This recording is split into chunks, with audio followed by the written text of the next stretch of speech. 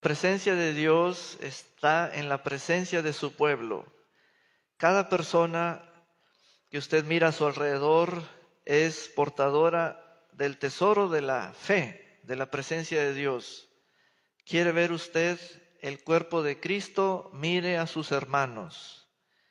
Ellos son los portadores de la gloria de Dios. Amén. Es por ello que es valioso, sumamente valioso, subir todos a la casa de Dios, mantener esa buena costumbre. Es benéfica, es provechosa para todos. Amén. Ya después continuamos con nuestras actividades cotidianas. Vamos a hacer una oración para decirle a nuestro Dios y Padre que haga esto, lo que dice su palabra. Esta oración se encuentra en Filipenses 1, versos 9, 10 y 11.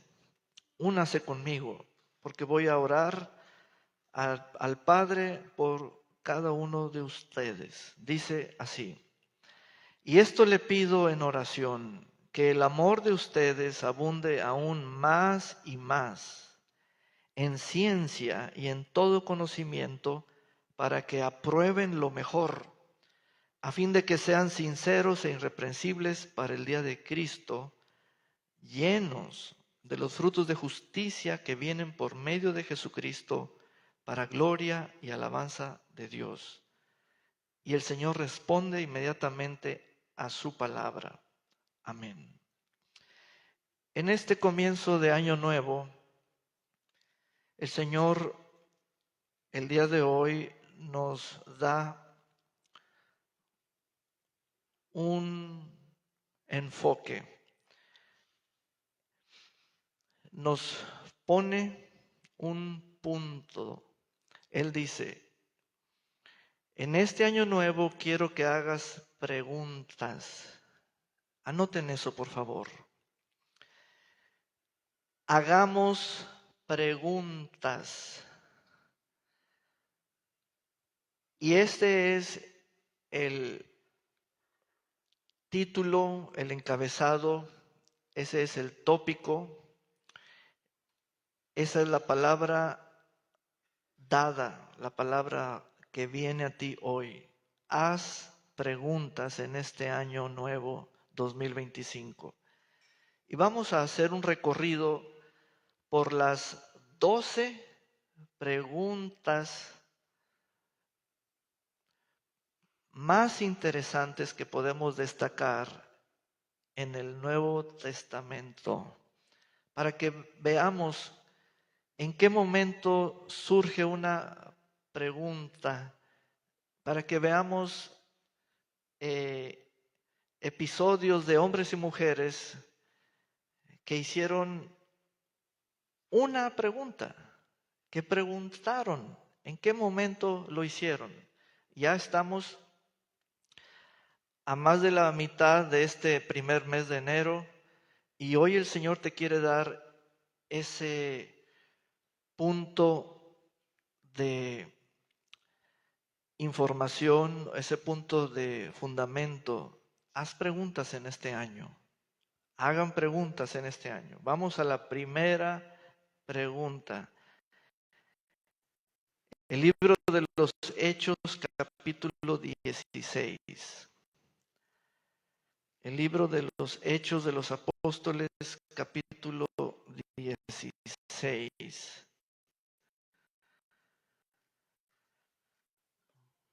Verso 26.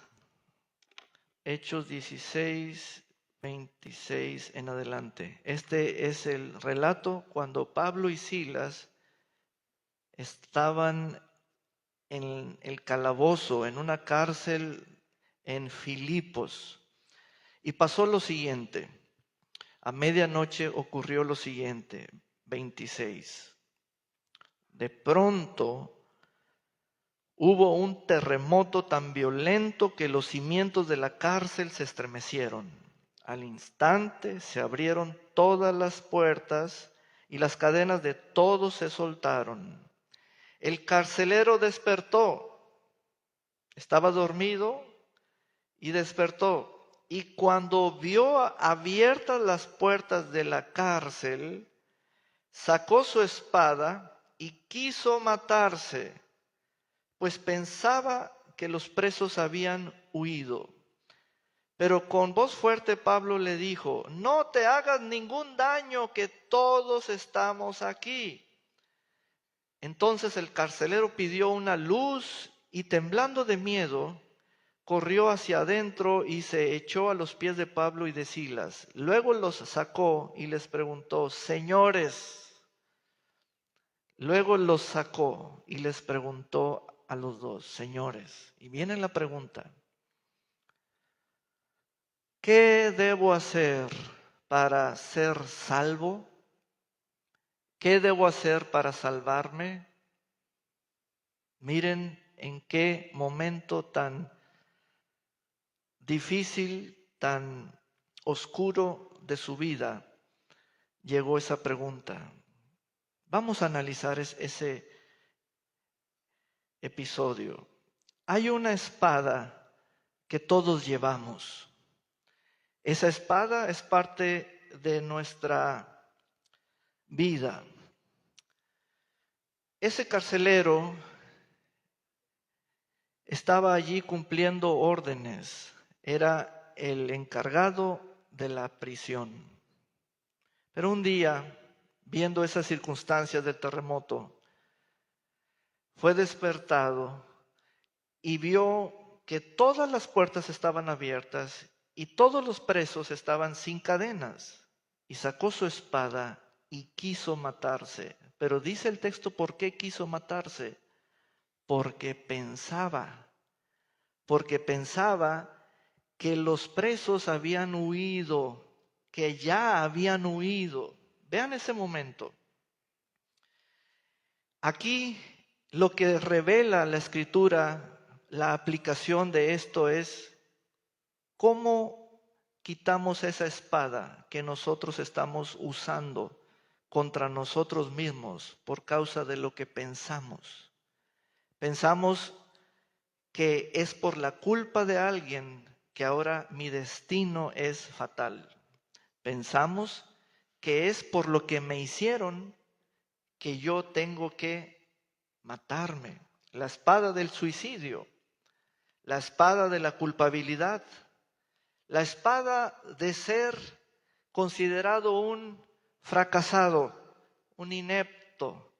Esa espada que la tenía para defenderme, ahora la tengo que usar en mi contra por lo que estoy pensando, por lo que otros están haciendo. Hermanos, esta es una de las más grandes preguntas. ¿Qué debo hacer para ser salvo? Ese hombre, todo lo que habló para decidir si muere o qué otra opción es, y se trata de preguntar. Esa espada es la figura de lo que en momentos difíciles y de gran estupor, de gran violencia a nuestro alrededor, pensamos en nuestro mundo, en nuestra cabeza. ¿Qué hacer con nosotros?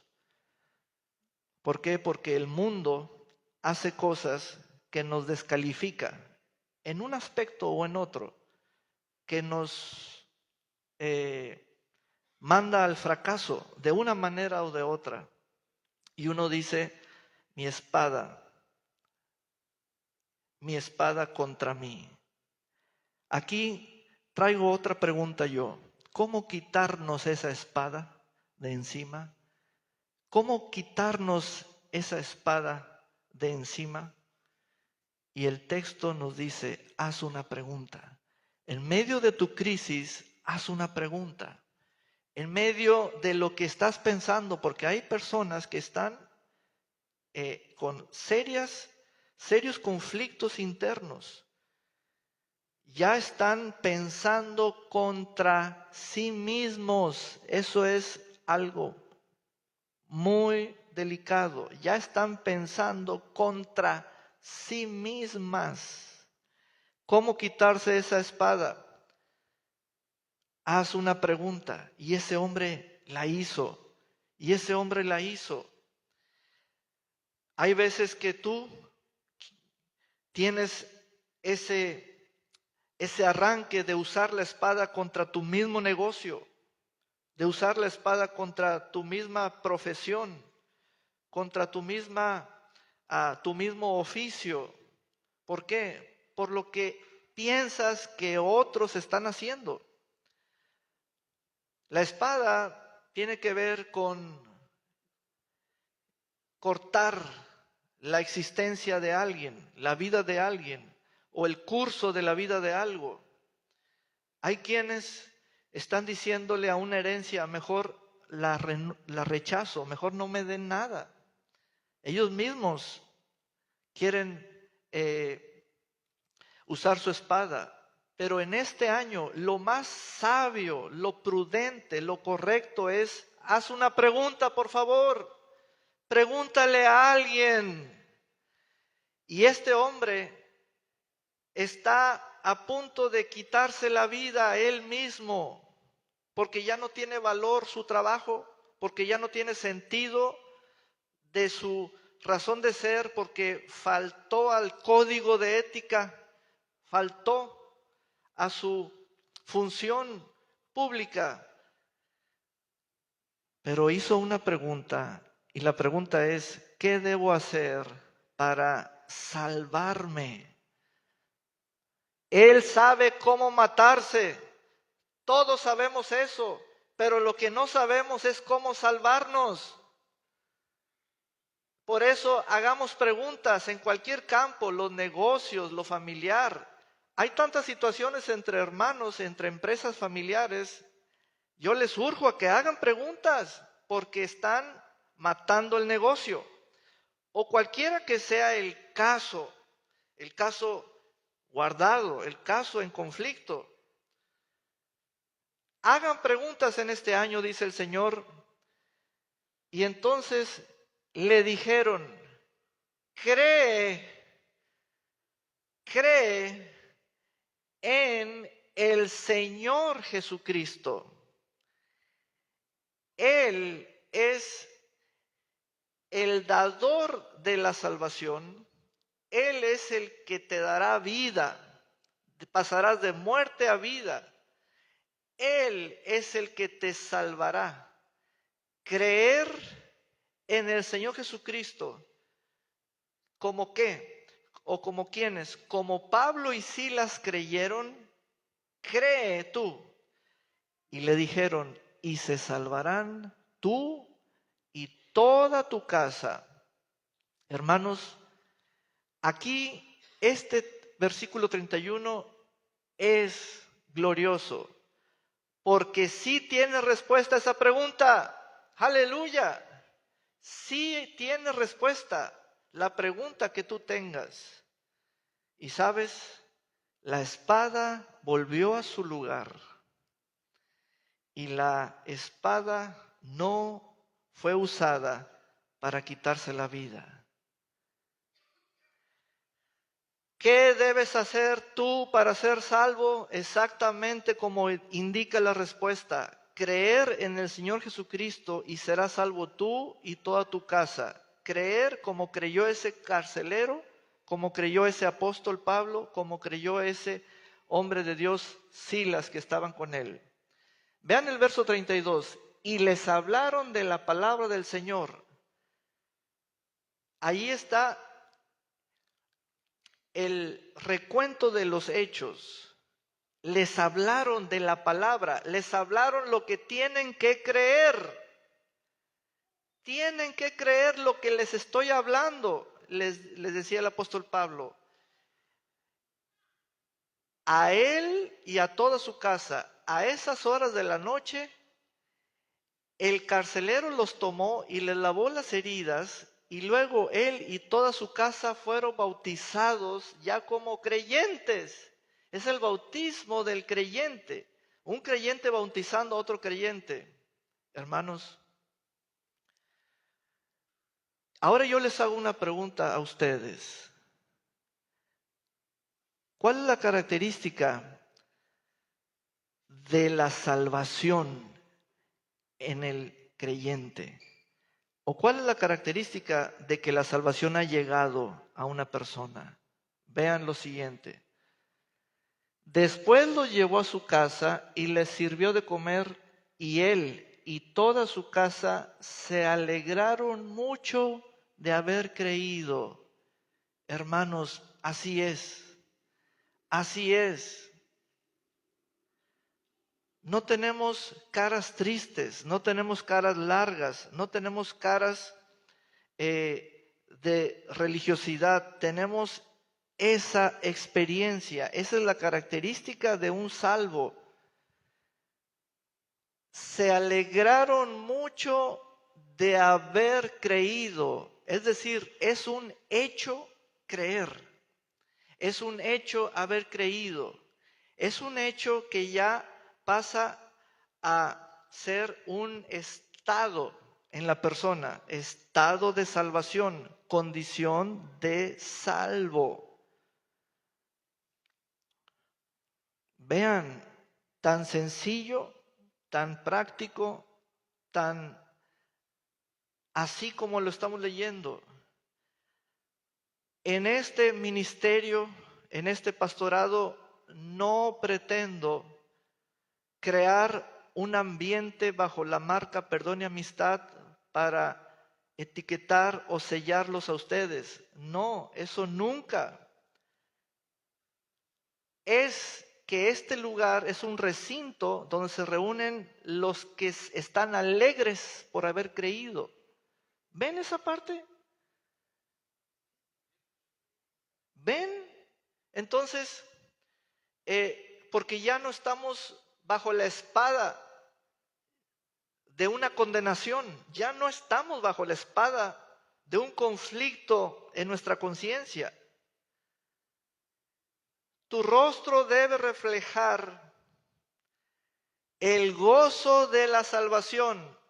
¿Ven la intensidad? ¿Ven el pico? Se alegraron mucho.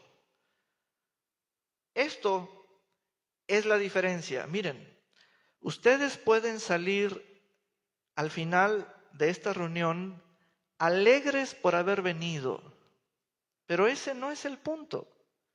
No es salir alegres por haber venido. Este aspecto es alegrarme por haber creído. Y esto es permanente, esto es del Espíritu, porque esa alegría es el gozo de la salvación, no es el gozo de la reunión, es el gozo de la salvación. Y yo deseo que tú tengas ese gozo, el de la salvación. Es el gozo que tiene este carcelero. Amén. Vamos a la siguiente pregunta. En el libro de los Hechos, allí mismo en el capítulo 8.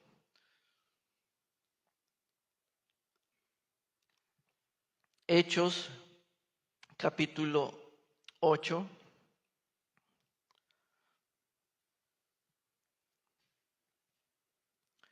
Versículo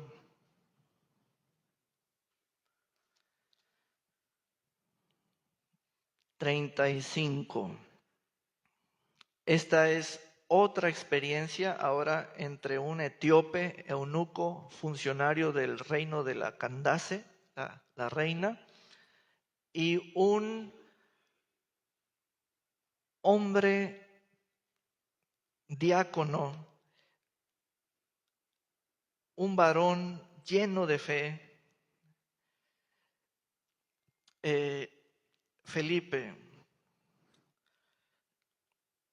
un servidor del Señor, Felipe, dice, entonces Felipe le comenzó a explicar a partir de la escritura que leía, estaban leyendo el rollo del profeta Isaías, y le habló también de las buenas noticias de Jesús.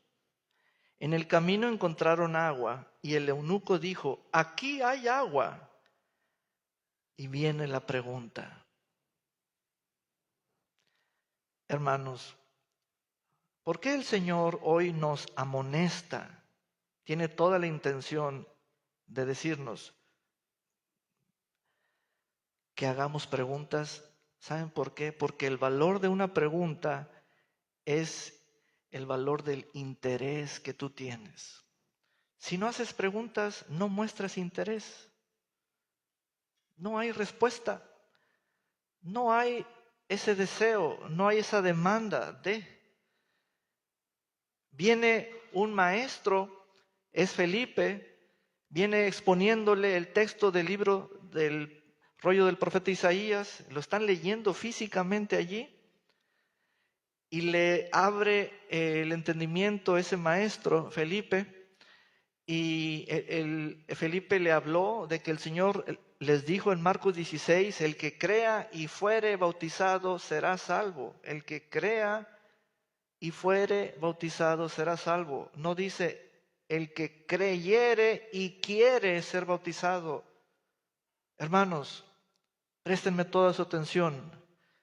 Nunca cambien el verbo creer por el verbo querer.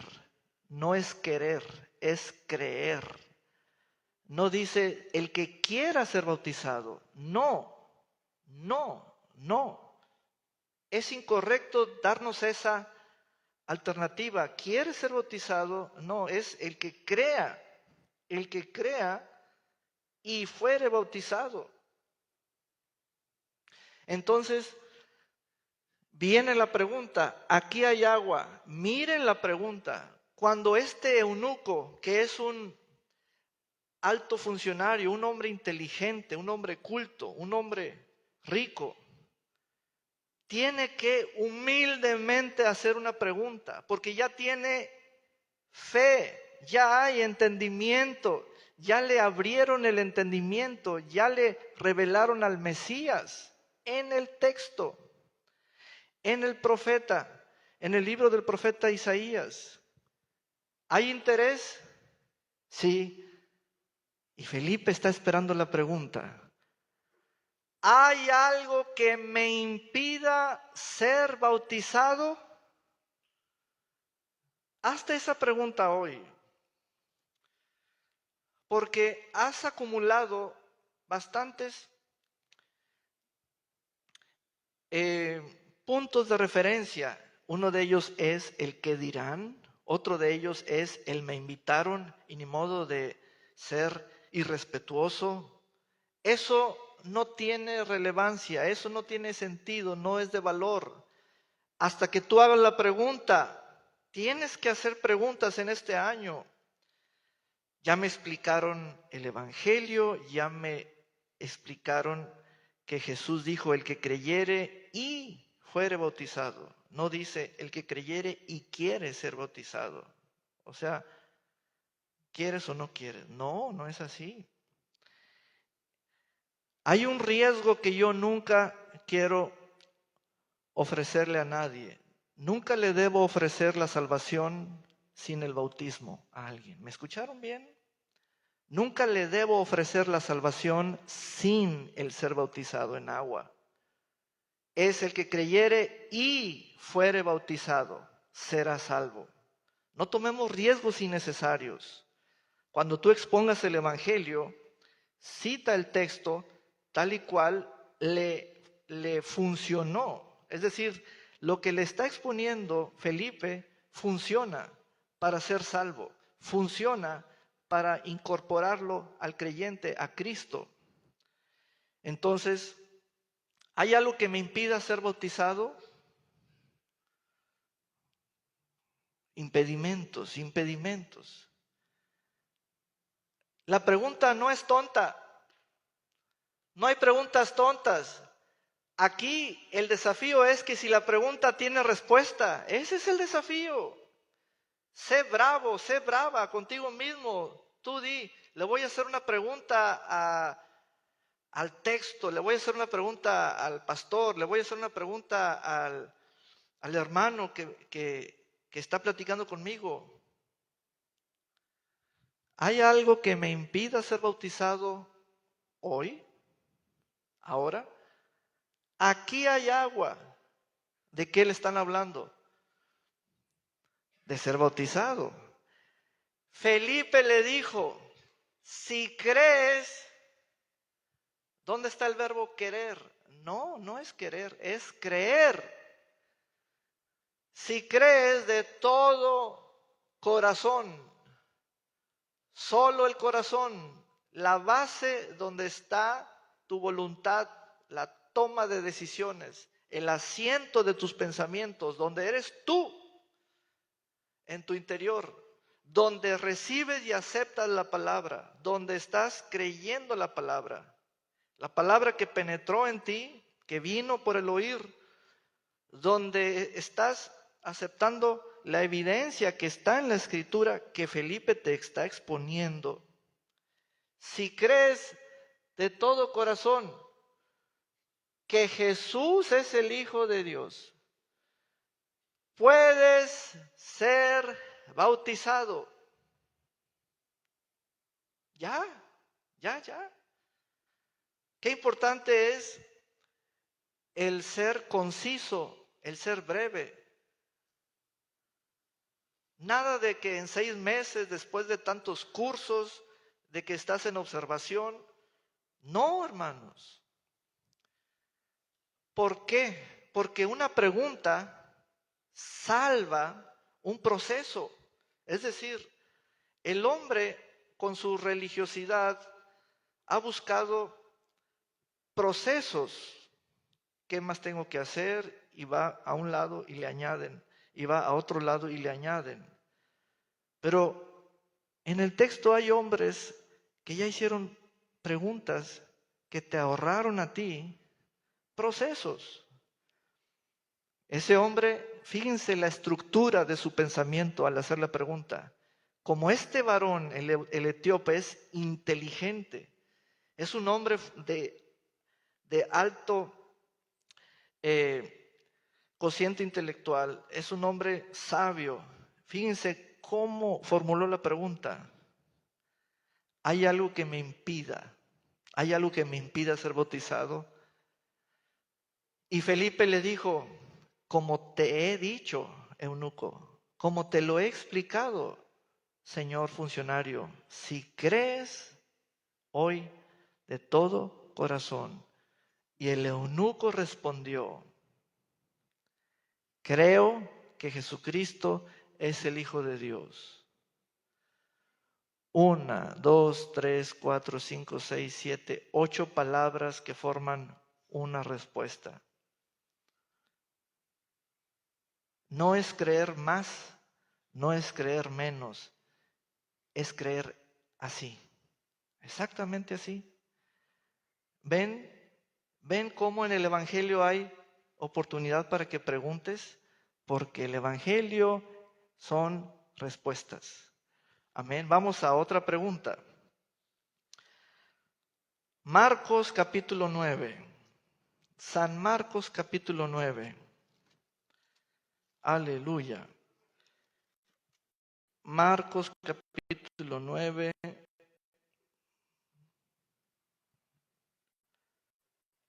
Verso 24. Este es el episodio del hijo endemoniado que fue traído por el Padre a sus discípulos, a los discípulos del Señor, y ellos no pudieron echarlo fuera. Al demonio. Vamos a leer este momento. 24. Al instante el padre del muchacho exclamó, creo, ayúdame en mi incredulidad. Cuando Jesús vio que la multitud se agolpaba, reprendió al espíritu impuro y le dijo, espíritu sordo y mudo, yo te ordeno que salgas de este muchacho y que nunca vuelvas a entrar en él.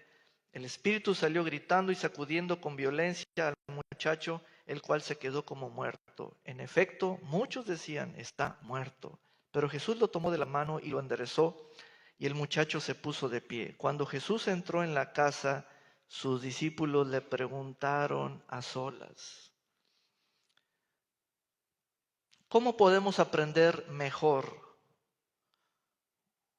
un asunto práctico donde estoy en un grupo y tengo una práctica de mi fe y fue un fracaso. ¿Cómo podemos aprender? Haz preguntas, haz preguntas. Entonces lo que hicieron los discípulos fue tomaron al Señor aparte y le preguntaron, vean la pregunta, ¿por qué nosotros no pudimos echarlo fuera? ¿Por qué nosotros no pudimos expulsar al demonio? Una pregunta grupal. Hagan preguntas en este año. Entonces Jesús les respondió, estos demonios no salen sino con oración. Y este pasaje lo encontramos en otros evangelios como Mateo y Lucas. ¿Tienes respuesta a esta pregunta? Te pregunto, ¿has intentado algo y ha sido un fracaso? ¿Has hecho alguna forma de usar tu fe y no pudiste? ¿Quedaste así con esa experiencia de no haber podido? ¿Te sientes como que no puedes o no sabes, cualquiera que sea la proporción? ¿Te negarías a hacerlo o a intentarlo otra vez? ¿Que porque no sabes? ¿Ves? ¿Cómo comenzamos a solucionar esto? Haz una pregunta, no te quedes callado. ¿Sabes por qué? Porque como tú hay muchos, son muchos los que no han podido, son muchos los que se les ha dicho hagan esto, hagan aquello y no han podido.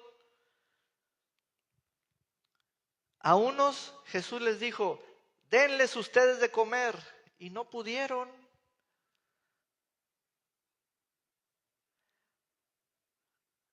A ellos mismos les dijo, que son los discípulos, a ver, el padre de este muchacho me dice que ustedes no pudieron echarlo fuera. ¿Y cómo entendemos eso? Es que no lo hicieron, no hicieron lo que se les pidió. Pero ya hay un conflicto, ya yo estoy pensando lo que sentí, lo que vino a mi mente, el por qué no, y sabes cómo encauzar todo hacia una salida. Haz una pregunta. ¿Por qué nosotros no pudimos echarlo fuera al demonio? ¿Tienes respuesta a esa pregunta? Sí. Te voy a decir cuál es la respuesta. Tenemos que ver al Padre, al Papá.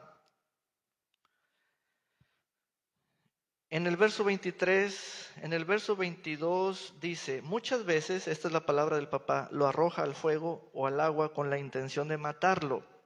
Si puedes hacer algo, ten compasión de nosotros y ayúdanos. Jesús le dijo, ¿cómo que si puedes? Para quien cree, todo es posible.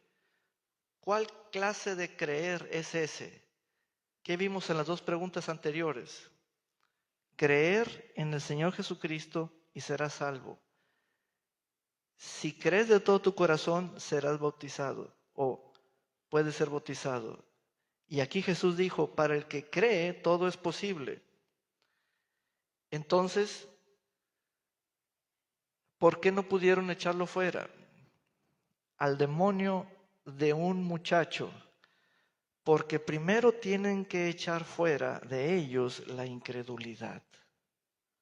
Primero tienes que echar fuera de ti la incredulidad. Y después puedes echar fuera, expulsar a una entidad que no debe estar en un cuerpo. ¿Ves esa parte? Pero ¿cuál es la escuela? ¿Andar chateando o andar consultando? No, hermanos. La escuela es hacer preguntas. Hagan preguntas en este año. Y mira, esta es una buena pregunta. Siguiente pregunta. En Lucas capítulo 9, San Lucas capítulo 9, verso 18. Y esta pregunta la formuló el Señor. Qué interesante es escucharlo a Él hacer preguntas. Un día, mientras Jesús se apartó para orar, les preguntó a los discípulos que estaban con Él, ¿quién dice la gente que soy yo? Es decir, ¿cuál es el testimonio que ellos tienen de mi persona? Qué gran pregunta. Pastor, a mí no se me ocurriría, ¿cómo es eso de querer saber qué dicen los demás de mí? Pues al Señor sí le interesa. ¿Cuál es el testimonio que la gente tiene de Él? Entonces, ¿cuál sería tu respuesta a esa pregunta? Esto tiene sentido. Por ejemplo, esta pregunta es para la gente. Esta pregunta es para la gente que somos nosotros. Hay preguntas de parte de Dios para ti. Y te digo una palabra en profecía. Las preguntas del Señor te alcanzarán. Sus preguntas te alcanzarán donde quiera que estés. ¿Quién dices tú que es Él?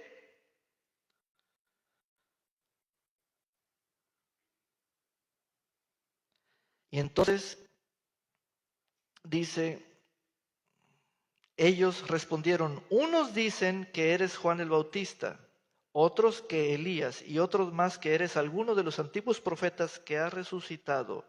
Entonces les preguntó, ¿y ustedes quién dicen que soy yo?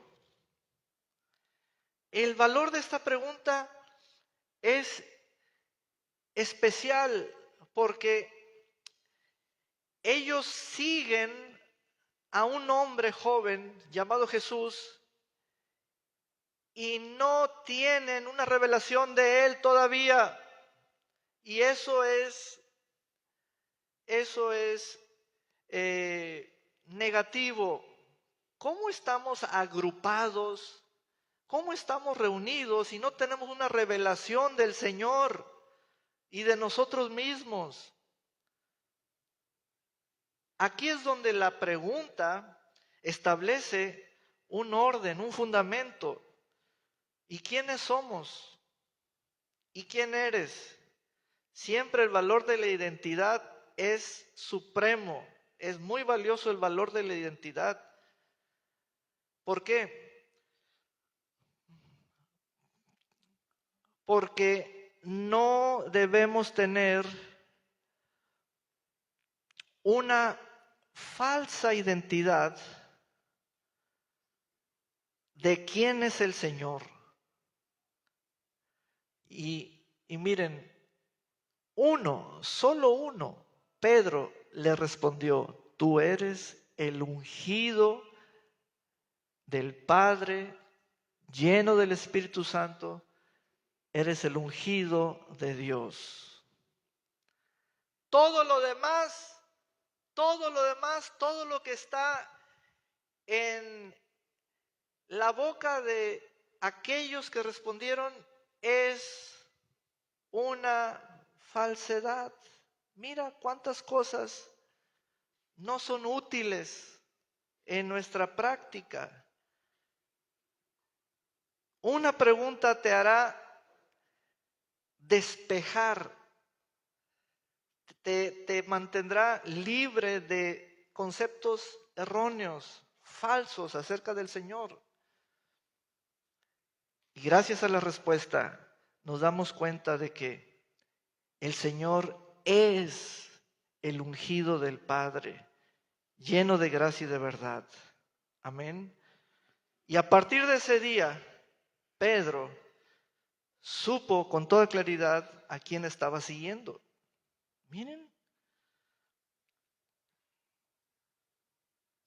Yo les hago una pregunta. ¿Quién es tu pastor? Puesto por Dios para cuidarte. ¿Quién es? Y entonces comenzamos a divagar o a ser vagos.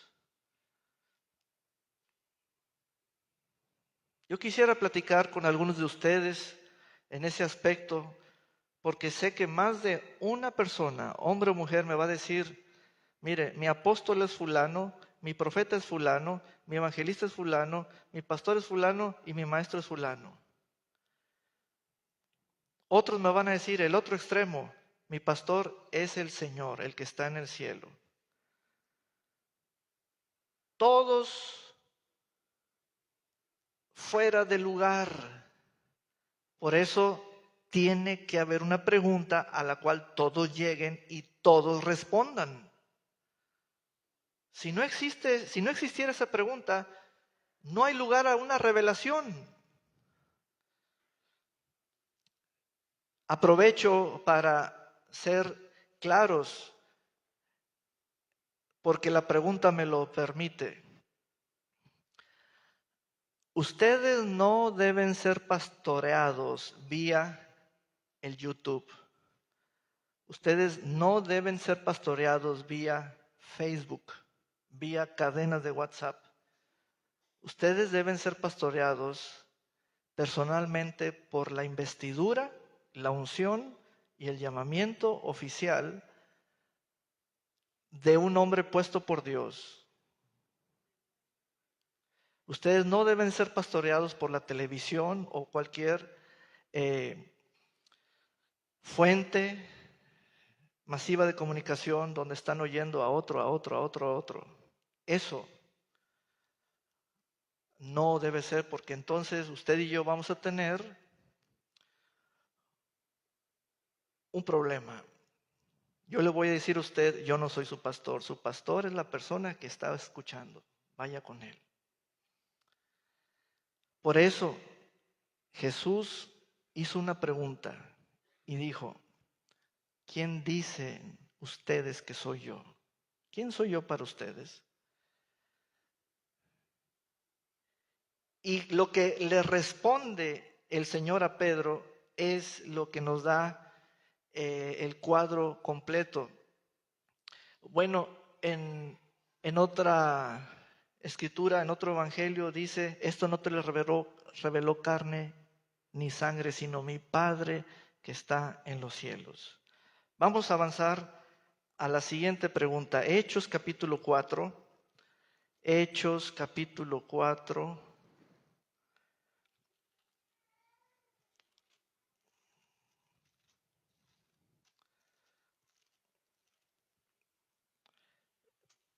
Aquí hay otro momento de una gran pregunta. Están Pedro y Juan ante el concilio. Dice el verso 6. El sumo sacerdote Anás, Caifás, Juan y Alejandro y todos los familiares de los sumos sacerdotes pusieron en medio de ellos a Pedro y Juan y les preguntaron, ¿con qué autoridad o en nombre de quién hacen ustedes eso? Que fue el milagro del cojo del templo La Hermosa, que estaba allí sentado junto a la puerta en el capítulo 3. Vean la pregunta, una pregunta bien formulada. ¿Con qué potestad o autoridad o en qué nombre habéis hecho vosotros? Es decir, se les adjudica esa obra a ellos. Ah, qué tremendo es esto. Se les adjudica ese hecho milagroso a ellos. Gente que obra milagros. Y eso despierta preguntas. Eso va a despertar preguntas. ¿Sabes? Esto es muy importante en este terreno del evangelismo, en este terreno de dar a conocer. Y hoy la iglesia está siendo manipulada, y voy a usar esa palabra para llamar las cosas como son, que eso es poner a la iglesia bajo el control de unos cuantos, y eso es incorrecto, eso es lo que no se debe hacer. Lo que está sucediendo es, se enfrasca a la iglesia en ciertos movimientos que allí entran muchos en esa corriente. ¿Sabes cuál es lo correcto que sea notable en la comunidad? Los milagros, las sanidades, que tú en esa potestad y nombre hagas allá. Entonces, las autoridades religiosas están cuestionando. ¿Y esto cómo fue? Venimos de leer cómo creer, en quién creer, en una sola persona, en un solo nombre. Bueno, de él, del nombre del Señor, emana la potestad. Creer es símbolo de la autoridad delegada que emana por el Señor, que es del Señor. Donde hay fe está el espíritu de poder del Señor.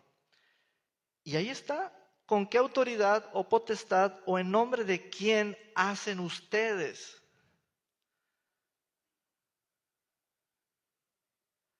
Son personas visibles ustedes. No se le adjudicó el milagro al invisible, al resucitado, al que no está, sino a ellos. Y Pedro, lleno del Espíritu Santo, les da un discurso. Bueno, ¿qué hicieron estos hombres? En el capítulo anterior, capítulo 3, verso 4 dice, entonces Pedro, que estaba con Juan, fijó la mirada en el cojo y le dijo, míranos. El cojo se les quedó mirando porque esperaba que ellos le dieran algo. Pero Pedro le dijo, no tengo oro ni plata, pero de lo que tengo te doy. ¿Qué tengo? Tengo el nombre del Señor Jesucristo. En el nombre y la autoridad del Señor Jesucristo de Nazaret, levántate y anda. Y tomándolo de la mano derecha, lo levantó. Amén. Y después vino la pregunta, porque esto causó gran alboroto en la ciudad. Vamos a la siguiente pregunta, la número 6, en el Salmo 119. Salmo 119, verso 9. Esta es una preciosa pregunta.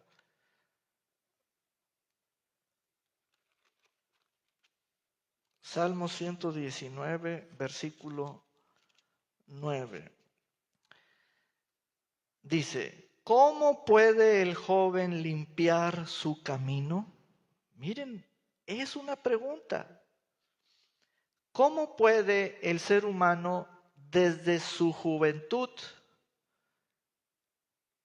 caminar en pureza de pensamientos, en pureza moral, en pureza ética, social, en pureza santificadora en su cuerpo?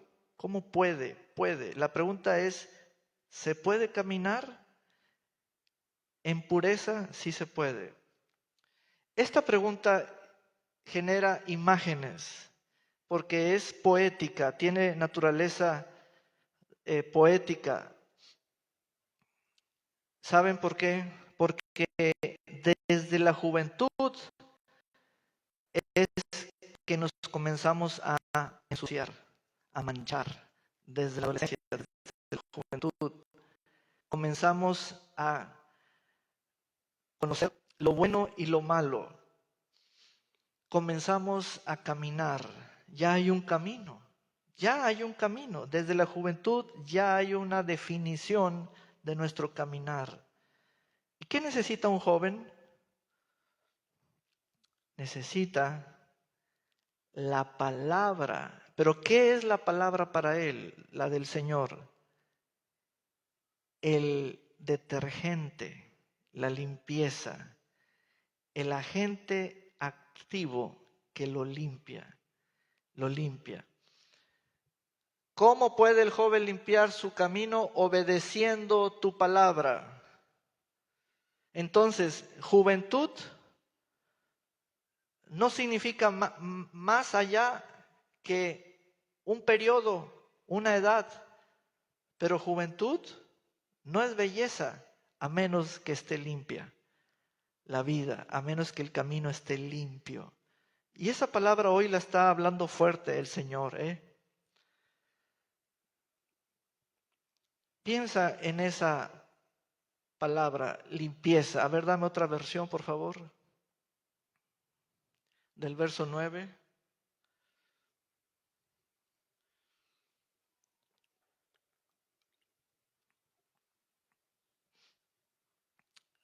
Vamos a esperar unos minutos.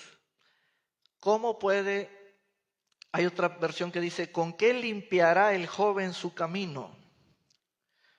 Es decir, la palabra del Señor funciona desde la primera edad. Y la palabra del Señor es un estado de pureza, de limpieza.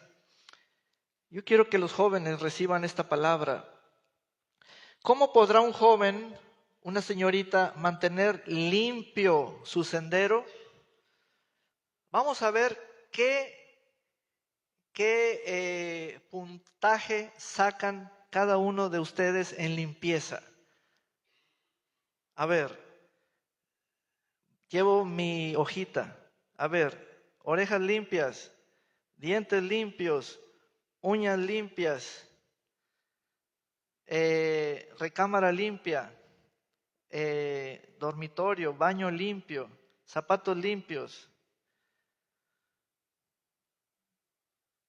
La limpieza ha dejado de ser un valor.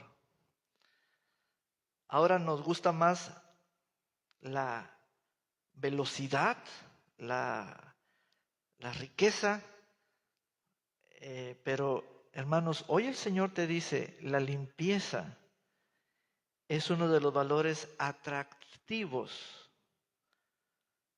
Llaman la atención, llamará la atención. Es decir, el que es limpio desde joven tiene buen camino desde joven. Pero ya el que desde joven comienza a ser sucio, sucio en sus pensamientos, sucio en sus palabras, sucio en sus modales, sucio en... ¡Ay, ay, ay! ¿Ven? ¿Cómo podrá un joven mantener limpio su sendero guardando, obedeciendo, sujetándose a? Hermanos, no hay mejor moda que ser limpio. Ahorita 2, 3 andan rotos y esto y aquello, pero hermanos, ser limpio es la mejor moda. Guarden la palabra, porque les limpiará el corazón, les limpiará el estado de ánimo, les limpiará su senda, donde ustedes marcan la huella de que son ustedes. Amén. Siguiente pregunta, la número 7. Aleluya. Esta es una gran pregunta. San Mateo capítulo 19. San Mateo capítulo 19.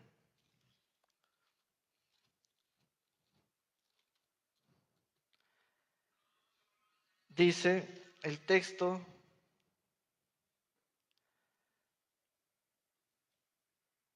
estamos en el momento cuando un joven rico vino a ver a Jesús y se fue triste. El Señor Jesús le dio una instrucción, la desestimó, no la apreció.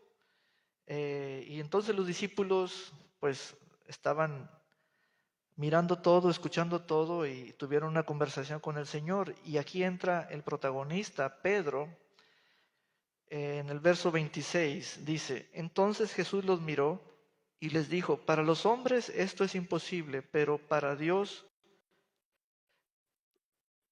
todo es posible. Entonces Pedro le dijo, nosotros lo dejamos todo y te hemos seguido. Hay quienes en su intención buena quieren hacer lo mismo que Pedro para decir en su corazón, ya soy de esa religión.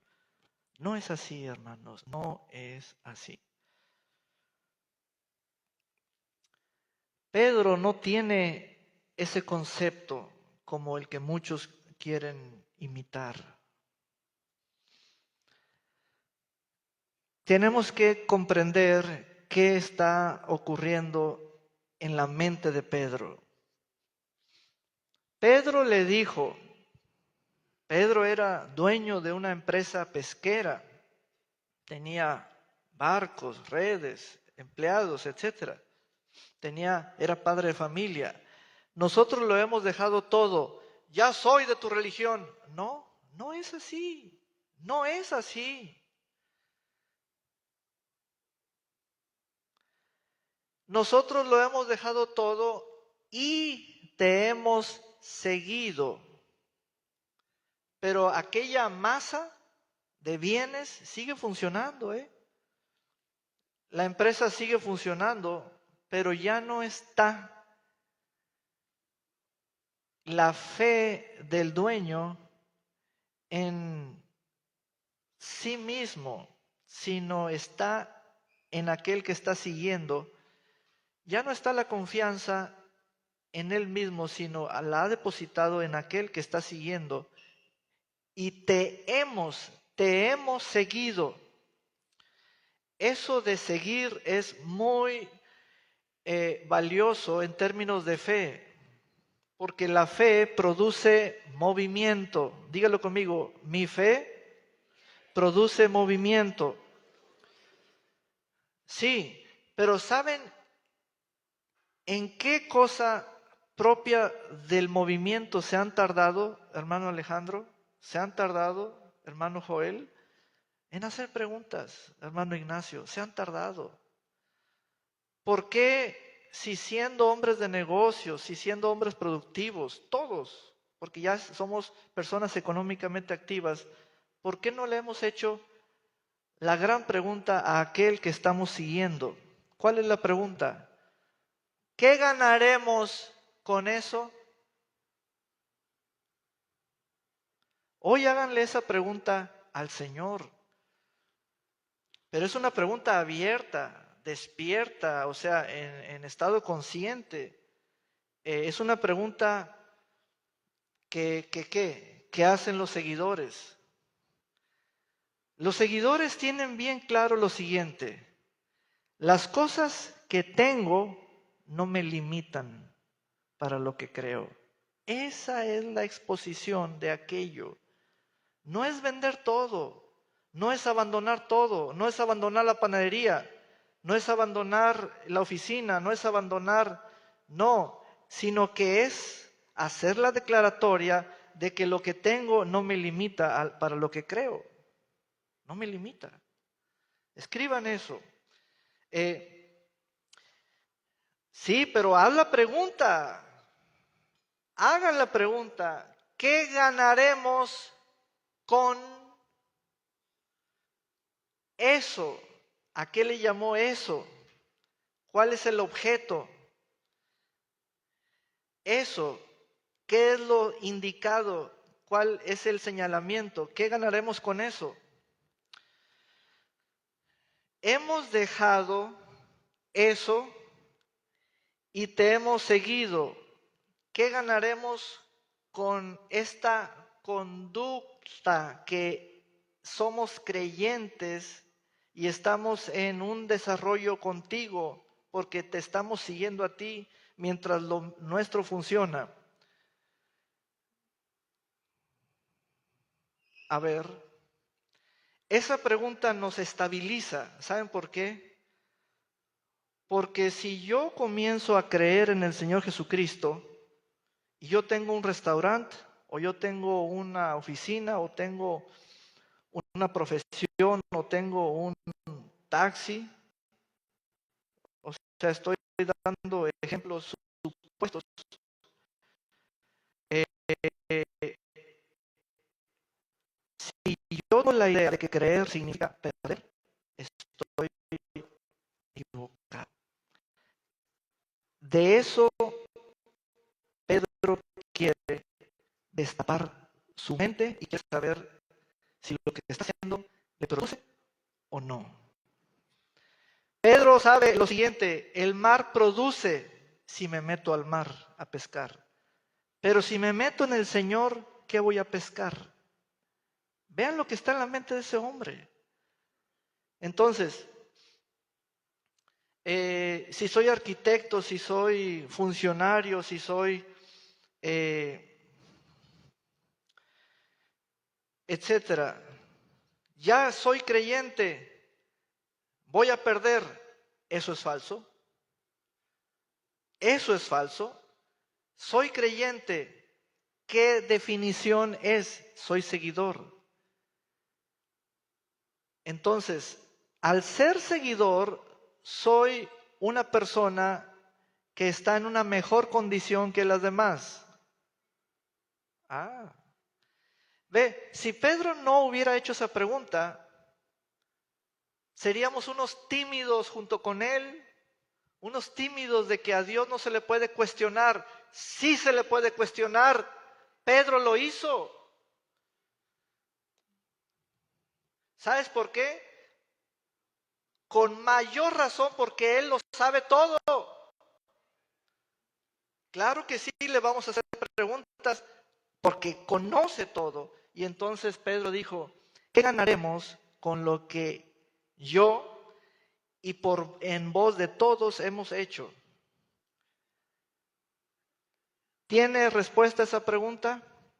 Bueno, vamos a ver si se puso en aprietos el Señor, si sudó frío, si le dieron escalofríos, etcétera. No, Jesús les dijo: de cierto les digo que cuando todo sea hecho nuevo y el Hijo del Hombre ocupe el trono de su gloria, también ustedes, los que me han seguido. Ya no los llamó pescadores, los llamó seguidores. Los que me han seguido ocuparán 12 tronos, es decir, solo es ese asunto de los tronos, solo es respecto a ellos, los 12, para juzgar a las 12 tribus de Israel. Esto es respecto a el pueblo Israel. Cualquiera, ahora sí es cualquiera, que por causa de mi nombre haya dejado casas, hermanos, hermanas, padre, madre, mujer, hijos o tierras, recibirá 100 veces más y también heredará la vida eterna prometida. Esa pregunta fue respondida. Eso es lo que ganaremos. Es decir, pescar genera ganancias provenientes del mar. Creer genera ganancias provenientes del Señor. Cada cosa con su cada cual. Si no pesco en el mar no me da nada. Si no sigo al Señor, el Señor no me da nada.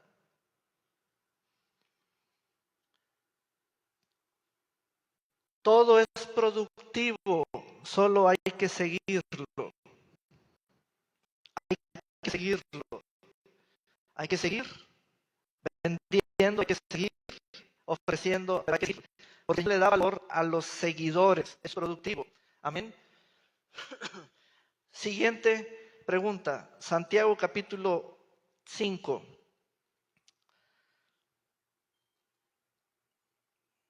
Ya estamos en la pregunta número 8.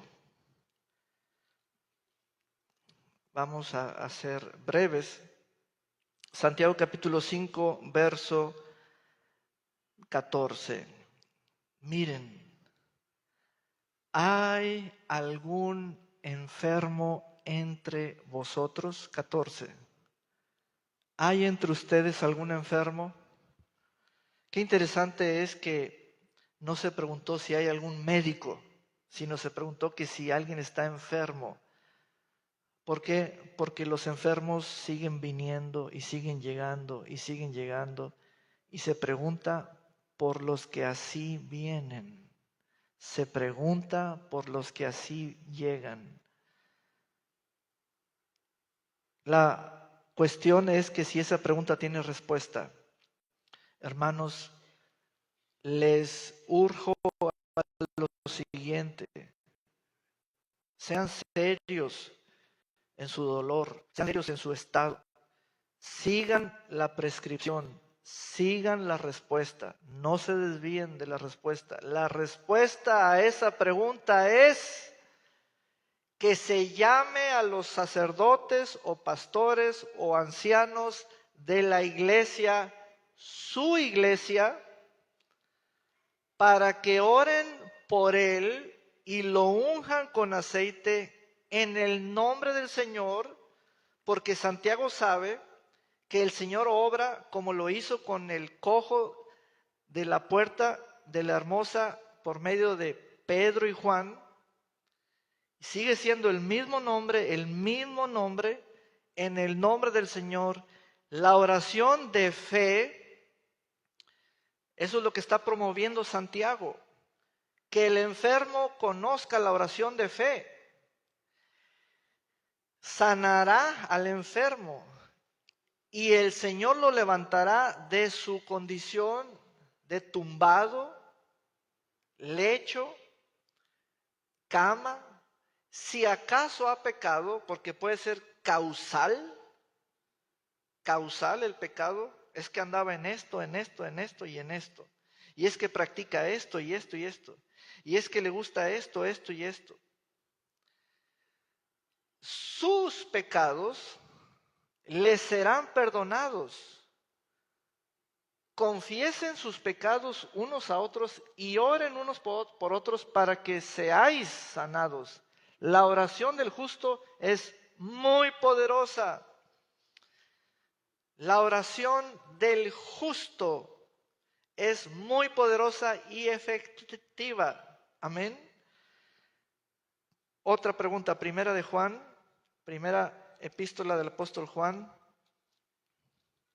capítulo 5, verso 5.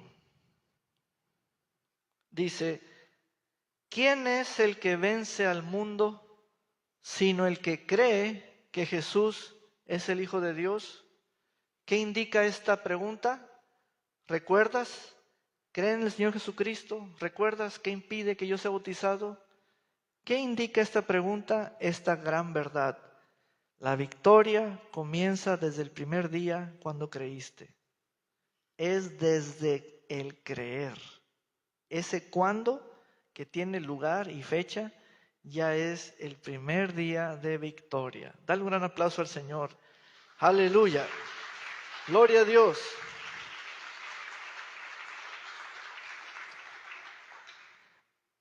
Ahora, Hechos capítulo 19.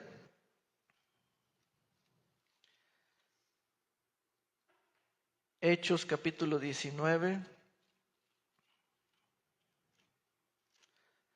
Verso 1. Mientras Apolos estaba en Corinto, Pablo estuvo recorriendo las regiones altas y sucedió que cuando llegó a Éfeso se encontró con algunos discípulos y les preguntó. Verso 2. ¿Ustedes recibieron el Espíritu Santo cuando creyeron en el Señor? Miren esa pregunta. ¿Ustedes recibieron el Espíritu Santo cuando creyeron en el Señor Jesús?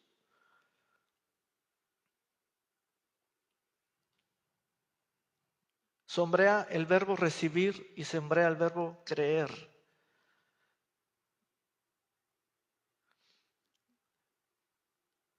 Ahora te voy